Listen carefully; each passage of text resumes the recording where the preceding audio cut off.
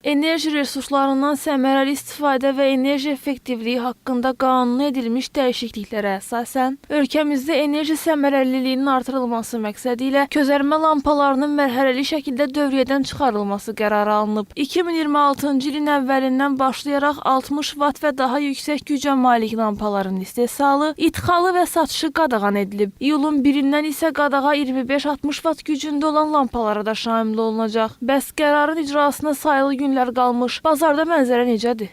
Müştərilər ən çox hansını üstünlük verir? Təbii ki, artıq hamillikdə düzdür, ilk Sovet lampalarında istəyənlər var, az, ancaq onlar çox enerji istifadə edir, hədsiz dərəcədə. Hal-hazırdakı patronlar, o lampalar bağlanan patronlar LED-ə hesablanıb, ona görə o yandırır onu. Əvvəllər Sovet dövründəki patronlar gəlmir. Bəs qiymət necədir? Əvvəl baha idi lentalar, İndi getdikcə qiymətlər düşür. Qabaq 3 manat olan lampalar indi gəlir 1 manat, 1.20, 1.30. LED lampalar 10 dəfə, 12 dəfə çox ekonom edir. Üstəgəl də bunların dözümlüyü hardasa 80% yüksəkdir. Həm də bütün elektrik şəbəkələrinə ziyanlıq vurmur. İndi LED lampalar hamısı satışda daha üstünlük təşkil edir. LED lampaların həm satışı, həm keyfiyyəti baxımından dəfələrlə onlardan üstündür. LED lampaların üstünlükləri əsasən ekonomluq. Kabeldə, naqillərdə qızma falan belə olmasın. Müştərilər ona görə seçirlər ki, kabelə yük düşməsin, yanğın falan belə olmasın. Köhnə lampalarda istilik çox olurdu, sərfiyyat çox olurdu. Həm də tez-tez də xarab olurdu. İnsanlar arasında belə bir fikir də yayılıb ki, bu növ lampalar öz-özünə partlayır və yanğın törətmə riski yüksəkdir. Bəs mütəxəssislər közərmə lampalarının yaratdığı risklər barədə nə düşünür? Közərmə lampaları LED-lərlə müqayisədə daha çox yanğın riski yarada bilir. Çünki enerjinin böyük hissəsi işıq yox, istilik kimi yaranır. Amerika Birləşmiş Ştatlarında Enerji Departamenti közərmə lampalarında enerjinin təxminən 90%-nin istiliyə getdiyini rəsmi olaraq da bildirmişdi. Lampa pərdə və yaxud kağız parçası, plastik bir məmulatlara yaxındırsa, patron köhnədirsə, naqillər zəifdirsə, armatur üçün icazə veriləndən yüksək vatlı lampa taxılıbsa, bu artıq risk və təhlükəyə yol açır.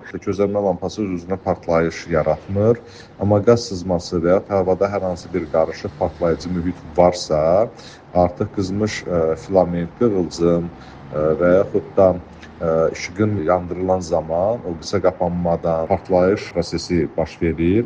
LED-lər ümumən daha təhlükəsizdir. Közərmə lampalarının yaratdığı risklər yalnız təhlükəsizlik məsələləri ilə məhdudlaşmır. Bu texnologiyanın sıradan çıxarılmasının arxasında həm də qlobal və yerli enerji səmərəliliyi dayanır. Azərbaycan bu məsələdə çox geri qalıb Avropa ölkələrindən. Çünki məhz Avropa demək parlamentinin 2005-ci ildə qəbul etdiyi diversifikasiya və enerji effektivliyi haqqında qanuna görə 2007-ci ildən Avropa İttifaqında közərmə lampaları, hansı ki çox zaman bizdə iliş lampaları da deyilirdi, onlar ləğv edildi. Çünki onun işıq vermə əmsalı daha çox onun istilik verməsi ilə nəticələnir ki, bu da effektivliyi işıq vermə əmsalının aşağı olmasıdır və daha çox enerji sərfiyatıdır. Və Azərbaycanda 2020-ci ildən sonra bu sahədə ciddi addımlar atılmağa başladı. Siz əgər fikir versəniz, bizdə artıq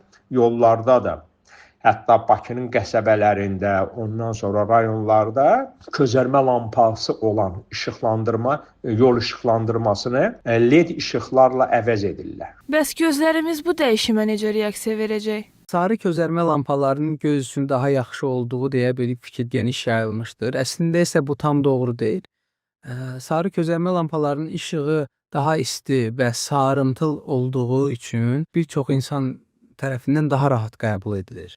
Bunun da səbəbi onun spektrində mavi işığın az olmasıdır LED lampalarla müqayisədə. Mavi işıq yuxu ritminin pozulmağına təsir edir, gecələr melatonin ifrazını azaldır, göz yorğunluğuna səbəb olur. LED lampaların da gözə yorucu təsiri əsas nə səbəbləndir? Onların daxilində elektron driver olur və bu zəif olduğu zaman saniyə ərzində yüzlərlə dəfə titrəmə olur və bunu insan bəlkə də fərqinə varmasa da göz yorğunluğuna səbəb olur, diqqət dağınıqlığa və diskomforta səbəb olur. Közərmə lampalarının istifadədən çıxarılması ilə bağlı Energetika Nazirliyinə də sorğu ünvanladıq. Nazirlikdən bildirildi ki, ənənəvi közərmə lampaları sərf etdikləri enerjinin böyük hissəsini işığa deyil, istiliyə çevirir. Məsələn, 60 vatlıq bir közərmə lampasının verdiyi işığı cəmi 7 vat gücündə LED lampa təmin edə bilər. Bu keçid həm enerji sistemi, həm də istehlakçılar üçün əhəmiyyətli faydalar yaradır. Bir LED lampa istismar müddəti ərzində 17 ədəd adi közərmə lampasını əvəz edə bilər və bu ümumi xərcləri təxminən 6 dəfə aşağı salır. Ölkə üzrə təsirə gəldikdə isə hazırda mövcud məişət abonentlərinin yalnız yarısının LED lampalara keçməsi belə işıqlandırma məqsədi ilə elektrik enerjisi istehlakını gündəlik 4,86 milyon kilovat-saatdan cəmi 567 min kilovat-saata qədər azalda bilər.